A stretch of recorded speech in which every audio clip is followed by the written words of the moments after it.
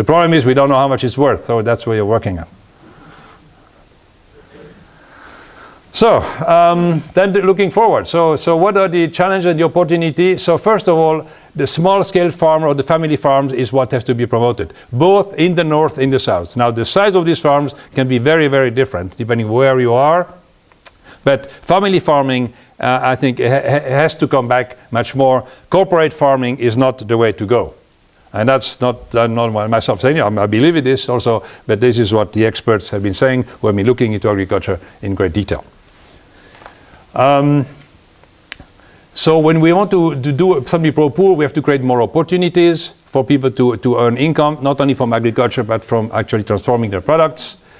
We need more public research, because the private research is needed, but public research too, because agriculture should be in the public domain and not so much in the private domain. If all the food stuff is patented, how are people going to access it? Or it's going to be very costly. So farmers will have to buy very expensive seeds, very, very expensive inputs. So that's not a way forward, we think. And small-scale farming, so the sustainability on the small-scale farm is also not simple, because nobody has done a lot of research how we can do this. So again, I think we need to do more science, in particular here for these ecological services. How much are they worth? You know, and one example is carbon sequestration. So we can pay farmers who sequester carbon in their soil or with their trees, and that's one example of an ecosystem service for, which is very important, and which is already sort of our route. I mean, something is happening there.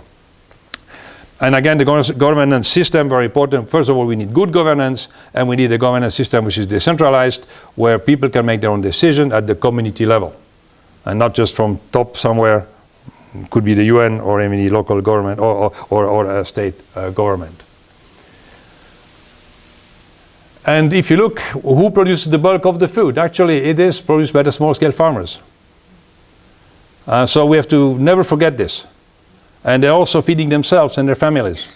That's more than 2.5 billion people out there. So that's big, and we cannot just put them aside and say, we don't need you, we don't have to deal with you. They're the stewards for the environment, because they're out there, they see what's happening, they're there every day. So when you think that you're going to put more land, you know, into high production, and then some people say this, and then we have more land for sort of nature reserves, but who's going to watch after those nature reserves? Very difficult. I think it's better that we have a farming system which is integrated into an environment.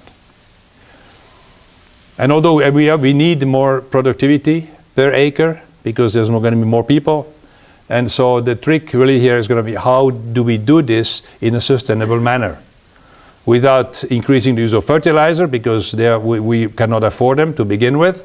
They are based on oil products or natural gas, so that's running out sooner or later.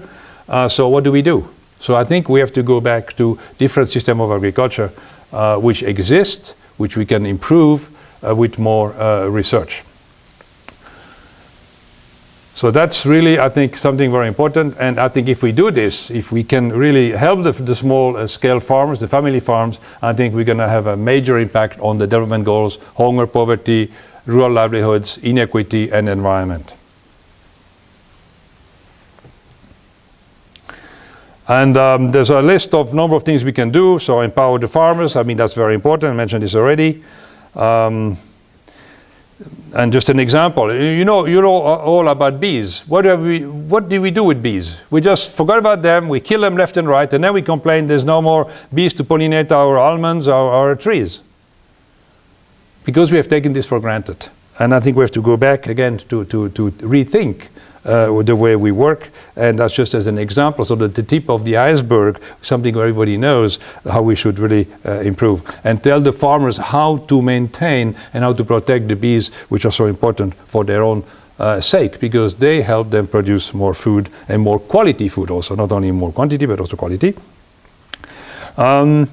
What about access to land? That's very important. Land tenure. In most developing countries, people don't have access to land. It's not their own land, so why take care of it? That's why in Africa, nobody takes care of their land, because tomorrow, if they improve the land, the landlord will come and say, ah, that's great, now I can grow my potatoes, big ones. You did a good job, thank you very much. That's not the way to do things.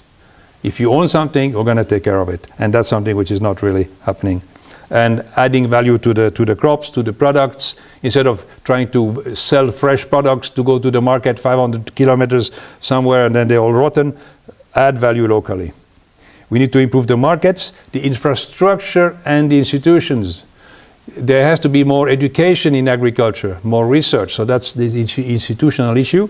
And also infrastructure. If there's no roads, if there's no transport means, nothing will happen out there. So we can just forget about really bringing all these billions of people into the market economy.